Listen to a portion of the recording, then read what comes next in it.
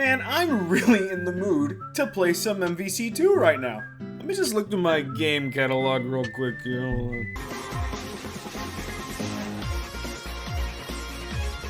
I mean, this is basically the same game now.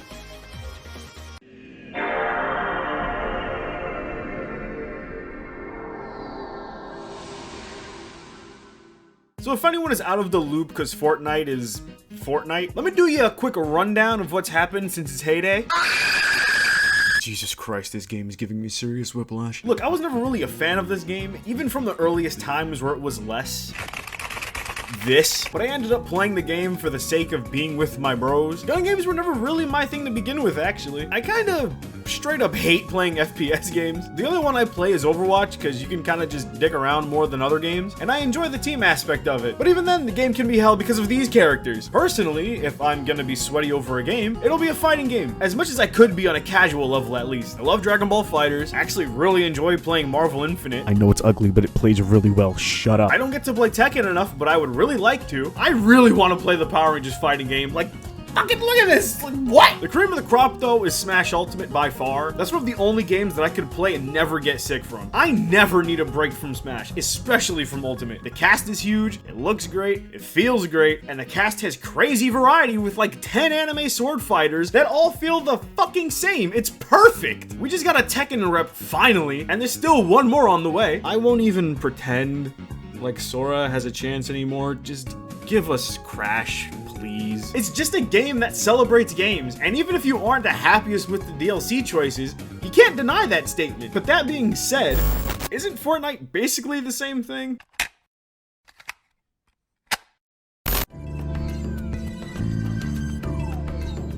Look, it's not a comparison I want to make, but it's just one that's correct. Kinda. It's less a celebration about video games and more about celebrating media as a whole. The first collab, according to Mr. Internet over here, was fucking Thanos?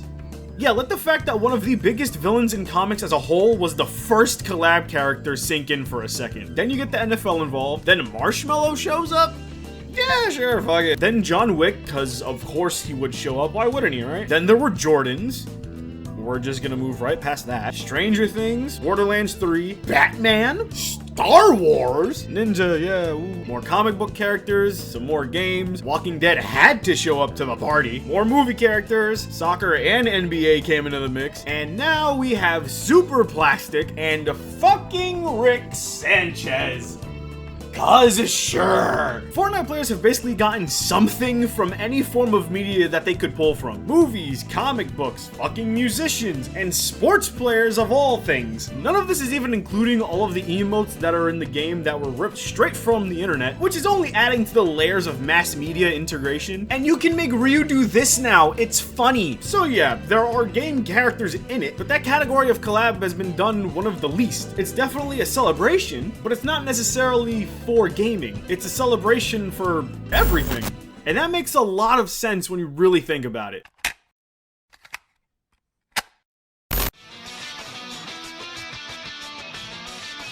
FPS and shooters reach both casual and competitive gamers, so the player base for those kinds of games are pretty damn big. When it comes to fighting games, that genre is way more niche. The fighting game community is a pretty tightly kept and dedicated group of people, and that barrier to entry is pretty fucking high. I won't go as far to say that one is harder than the other, but that doesn't mean I can't edit it in. The way I see it, fighting game players are, for a lack of better words, more gamer. Some are dead set on one or two specific games that they become fucking masters in, or play a bunch on a slightly more casual level and enjoy the genre itself. I think the same could be said about FPS players, because I'm pretty sure people still exclusively play Modern Warfare 2. Smash before was just a celebration of Nintendo, and after introducing Sonic, Pac-Man, and Mega Man, there was just only one place to go after that. Space! Yeah, okay, besides all the assholes who keep saying Goku for Smash, it was already clear that the Smash community was deeply integrated into video games. Just look at like half the videos people made on characters they want in the game. There are some really deep cuts sometimes. When it comes to a more casual audience, that's a different story. They're not as passionate towards other games, and there's a chance some of those players straight up haven't played those games. Fortnite has a pretty young audience, so that's a very real possibility. Because there's a young audience though, all of those Marvel characters seem really appealing. I assume a lot of the movie crossovers would appeal towards towards the adult players of the game, and the gaming collabs have all been fairly big and modern that both young adults and normal adults can recognize and enjoy. And honestly, the comic collabs would appeal to the fucking world, let's be real. I see more adults at Comic-Con than I do kids. Point is, the player base is much more broad, so the collabs and events have to follow suit. And seeing as how many they've had over time, clearly it works out. The characters they end up with are big names and nothing to bat an eye towards, no matter how out of place they might be. So, credit where credit is due.